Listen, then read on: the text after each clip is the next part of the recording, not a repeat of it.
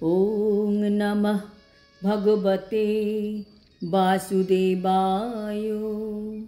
श्रीमद् भगवद गीता दशम अध्याय विभूति যোগ। हरे कृष्ण। आज আমরা विभूति যোগের 30 আর 31 নম্বর শ্লোক দুটি শুনব।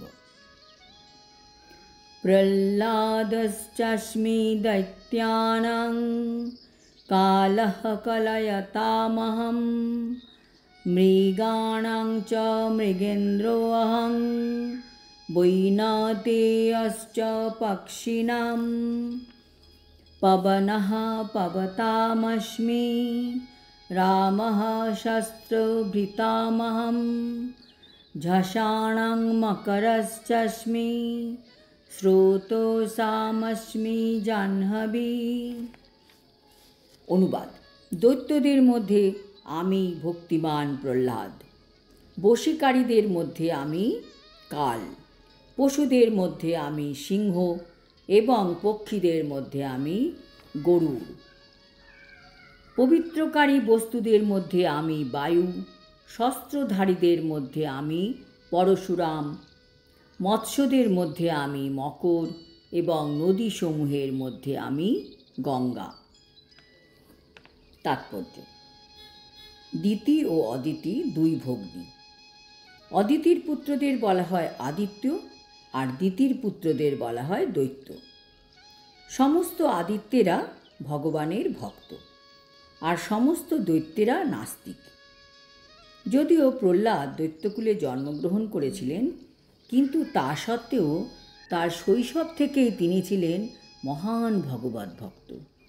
তার ভক্তি ও দৈব গুণাবলীর জন্য তাকে শ্রীকৃষ্ণের প্রতিনিধি রূপে গণ্য করা হয়।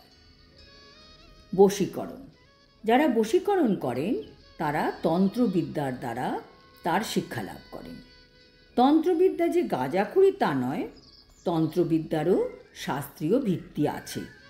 বশীকরণ দিয়ে অনেকের ভালোও করা যায়, আবার খারাপও করা যায়। বশীকরণ আবার সাময়িক সময়ের জন্যও করা যায়, কিন্তু কালের মতন বশীকরণ আর কেউ করতে পারে না। কাল এই জড় ব্রহ্মাণ্ডের সব কিছুকেই বশ করতে পারে।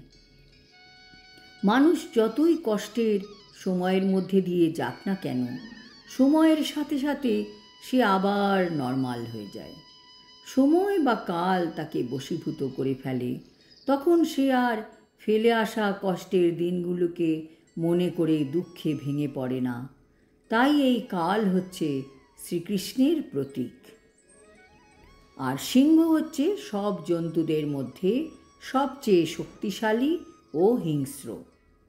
পক্ষীদের মধ্যে শ্রী বিষ্ণুর বাহক গরুড় সর্বশ্রেষ্ঠ পক্ষী। এই সিংহ গরুড় পক্ষী হচ্ছে কৃষ্ণের প্রতীক।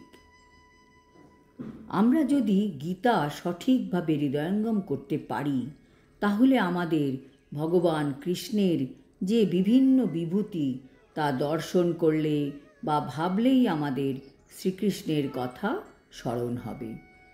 জলচর প্রাণীদের মধ্যে মকর বৃহত্তম, যা মানুষের জন্য অত্যন্ত ভয়ঙ্কর। এইভাবে মকরও শ্রীকৃষ্ণের প্রতীক স্বরূপ। পরিবেশ শোধনকারী বস্তুদের মধ্যে ভগবান বায়ুর সমান।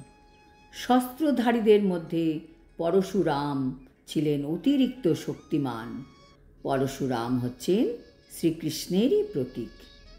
সকল নদীর মধ্যে গঙ্গা নদী হচ্ছে পবিত্রতম। সেই গঙ্গাও ভগবান শ্রীকৃষ্ণের প্রতীক।